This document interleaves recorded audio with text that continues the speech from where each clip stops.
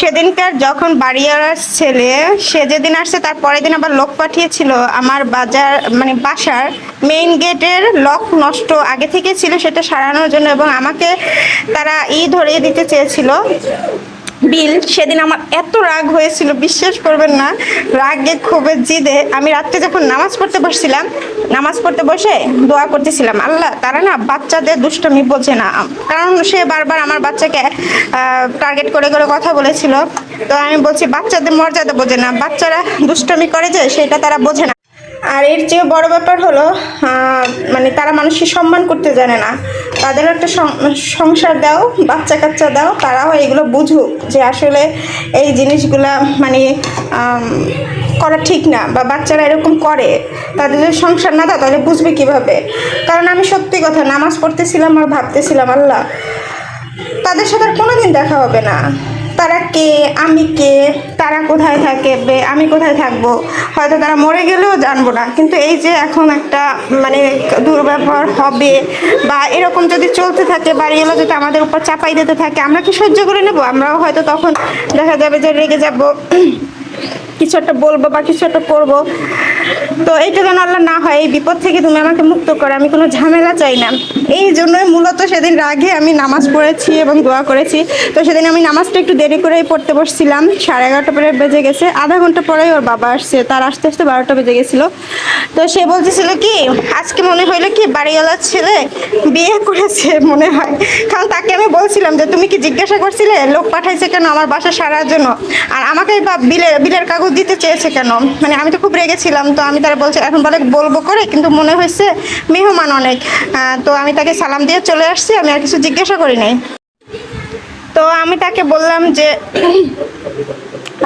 আমিও এইমাত্র মানে আমি রেগেই বলেছি, কারণ সে তো শিওর বলে নাই যে বিয়ে হয়েছে, মানে গোল্ডেন পাঞ্জাবি পরা দেখছে তাকে ওরকম সাজ মনে হয়েছে, এরকম সে বলতেছে বিয়ে শাদী করলো নাকি। কারণ কিছুদিন আগে আন্টি আমাকে বলতেছিল যে ছেলেকে বিয়ে করানোর চেষ্টা করতেছি।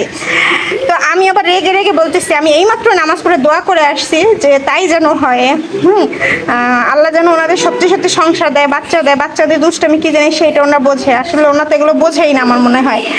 বিশ্বাস করবেন না, আমি রেগে রেগে এই কথা বলতেছিলাম, এবং আমি এইটা বলতেছিলাম যে আল্লাহ সত্যিকারই তুমি তাদেরকে সংসার দাও, বাচ্চা দাও, আর আমাদের এইগুলো থেকে মুক্তি দাও। আমি চাই না কোনো ভেজাল হোক। মানে একদম নামাজে বসে হাত পেতে বলছি। তো পরের দিনও অনেক মেহমান ছিল, আমাদের এখনো ভাড়ার রিসিপ্ট দেয়নি তারা, এই মাসের ভাড়ার। আমি হয়তো ওই আগের ভিডিওতে বলছি সব কিছু, আপনারা হয়তো জানেন না যে এই মাসের ভাড়ার মানে রিসিপ্ট তারা এখনো দেয়নি। তো কালকেও এরকম মেহমান ছিল, বলতেছে মেহমানের চাপে আমরা রিসিপ্টটা দিতে পারছি না। তো আমার তো মনে অনেক রাগ, এই জন্য রিসিপ্টের জন্য ধৈর্য ধরে না, কারণ 13 তারিখ আজকে শেষ হয়ে গেল, 14 তারিখ কালকে আসবে। তো হয়তো আমি ভিডিওটা কালকেই পোস্ট করব। তো আমার কথা হয়েছে এখনো কেন তারা ভাড়া রিসিপ্ট দেয় না। রিসিপ্ট আগে তো সকালে দিলে ভাড়া বিকেলে রিসিপ্ট তারা পাঠাই দিত, তাছাড়া দারোয়ান বারবার আমার পাশে আসতেছে কিন্তু তারা রিসিপ্ট দিচ্ছে না মানে ভাড়ার। তো এই মাত্র এসে সে আমাদের পোলাও আর রোস্ট দিয়ে গেল আমার বাচ্চাদেরকে। তো আমি বলতেছি বিয়ের খাবার, বলে হ্যাঁ। মানে বিশ্বাস করবেন না, আমি বলি আল্লাহ আমার দোয়াটা একেবারে আধা ঘন্টার মধ্যে কবুল হয়ে গেল। মানে আলহামদুলিল্লাহ। বিশ্বাস করেন আমি রেগে যাই বলি না কেন, এই কষ্ট মানুষকে না দিক। আমি দুইটা কষ্ট সবসময় বলি আল্লাহ মানুষকে না দিক, একটা হলো সংসার আর একটা হলো বাচ্চা। এই দুইটা কষ্ট কখনোই মানুষকে না দিক, মানুষ সবসময় যেন এই দুইটা সুখ নিয়েই বেঁচে থাকতে পারে। যারা আমার আগের ভিডিওটা দেখেননি তারা হয়তো আমার কথাগুলো বুঝবেন না। এটা হলো যে আমাদের বাসার ভাড়া নেওয়ার পরে এখন আমরা নেমে যাব 2 বছর 2 মাসের মধ্যে। তো এখানে বাসা ভাড়া তো আমাদের অ্যাডভান্স 2 মাসের আছে, তারা এই মাসে আমার শেষে নেমে যাব। তো এই মাসের ভাড়াটাও তারা নিয়েছে, আবার বাসা রং টং করার টাকা নিতে চাচ্ছে। তো বাসা রং করার টাকা নেই, যেহেতু আমার বাচ্চা একটা দিয়েছে, দাগ টাক দিয়েছে, কিন্তু তারা অনেক বেশি অন্য বিভিন্ন বিষয়েও আমাদেরকে ধরাই দিতে চাচ্ছে। তো এই বিষয়টা আমি অন্য একটা ভিডিওতে বলেছি, এত লং টাইমের ভিডিও তো বলা ঠিক না। এখন বলবেন খাবার পেয়ে খুশি হয়ে গেছি, এমন কিছু না। আসলে বিষয়টা হলো যে এখন বাজে রাত 11টা 6, তো আমাদের খাবার দিয়ে গেছে আর 6 মিনিট আগেই ধরতে পারেন যে 11টার সময়। আমার এদিকে সব রান্না বান্না হয়ে গেছে একদম, মানে ওই যে বাটিতে বাটিতে, মানে কথা হলো যে খাবারটা যদি সত্যি সন্ধ্যায় দিত না আর আমাদের যদি রান্না বান্না করা না লাগতো তাহলে মনে হয় আমি বেশি খুশি হতাম। কিন্তু তারপর আলহামদুলিল্লাহ আমি ওই জন্য খুশি হয়ে বলতেছি না যে আমি খাবার পেয়েছি বা কিছু। আমার বাচ্চারা রেগুলার খায়, আজকে দুপুরেও বার্গার চিকেন ওরা কিনে এনে খেয়েছে। কিন্তু কথা হলো যে ওনাদের একটা সুখবর আমি শুনেছি, এই জন্যই আমি খুশি সত্যি কথা বলতে, যে না আমার দোয়াটা কবুল হয়েছে, ওনাদের একটা ভালো কিছু হয়েছে। আর ওনারা, আমি এটা চেয়েছিলাম মন থেকে। আর আমি সত্যি কথা এখন নেক্সটও এটাই চাচ্ছি যে আমার যেন সত্যি কথা এই বাসা থেকে কোনো রকম ঝামেলা না করে নামতে হয়। আমি ওনারা যেন সব কিছু ভালো ভালো, এই সুখবরের কারণে যেন ভালো ভালো আমাদেরকে তারা বিদায়, উচিতও সেইটা। আসলে কি আমরা হয়তো কত দূরে চলে যাব না, বললাম না, আমরা মারা গেলেও হয়তো তারা জানবে না, তারা মারা গেলেও হয়তো আমরা জানবো না, কারণ আমরা তো চিরজীবন এই এলাকায় থাকবো এরকম না। তো কথা হলো যারা চলে যাবে বা চলে যাওয়ার সম্ভাবনা, তাদের সাথে খারাপ ব্যবহার করে মানে সম্পর্ক নষ্ট করার কি দরকার?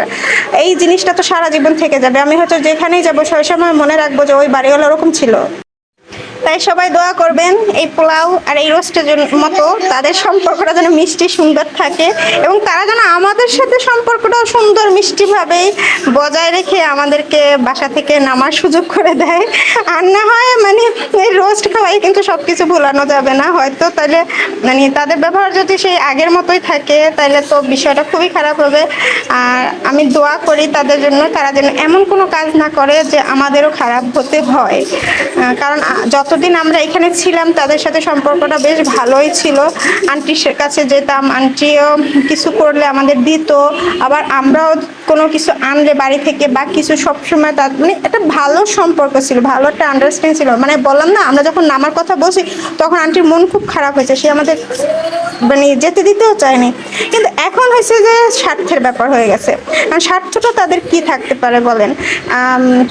আমাদের অ্যাডভান্সের টাকাও এখনো দেয়নি, এ মাসের ভাড়াও নিল, তারপর আবার এখন এমনভাবে একটা ফর্দ ধরাই দিচ্ছে যা যা তাদের আগে থেকে নষ্ট ছিল সেগুলোর টাকাও নেবে। মানে এইগুলো তো সবার পক্ষে আসলে মেনে নেওয়া সম্ভব না, এই কারণে হয়তো খারাপ লাগা। কিন্তু আমার খুব আনন্দ লাগছে যে যাক আমরা মানে তাদের মানে কি বলবো, মানে সুখবরটার সাক্ষী হয়ে রইলাম। আমি এই বাসায় থাকতেই তার বিয়ে হয়েছে, এটা আমার খুবই খুশি লাগলো, খুবই ভালো লাগলো। আর তার বিয়ের খাবারও আমরা খাচ্ছি আলহামদুলিল্লাহ। আমি সেদিন রেগেও বলেছিলাম যে কিভাবে বউ আনবে এরকম ব্যবহার থাকলে মানুষের সাথে। তো আল্লাহ ওনার বউটা রাখার তৌফিক দান করে, কোনদিন সবসময় ভালো ব্যবহার, কারণ বাড়িওয়ালার এই ছেলেটা সবসময় উত্তেজিত হয়ে থাকে, সবসময় একটু রাগ মোডে থাকে, একটু মানে সবার সাথে একটু বাজে ব্যবহার করার চেষ্টা করে। আমি চাই উনি সবসময় এরকম না করুক, ওনার ওয়াইফের সাথে অন্তত উনি ভালো ব্যবহার করুক। না হয় দুনিয়াটা অনেক কঠিন, আর মেয়েদের মন বোঝা আরও কঠিন। যাই হোক, ভালো থাকবেন সবাই, আসসালামু আলাইকুম।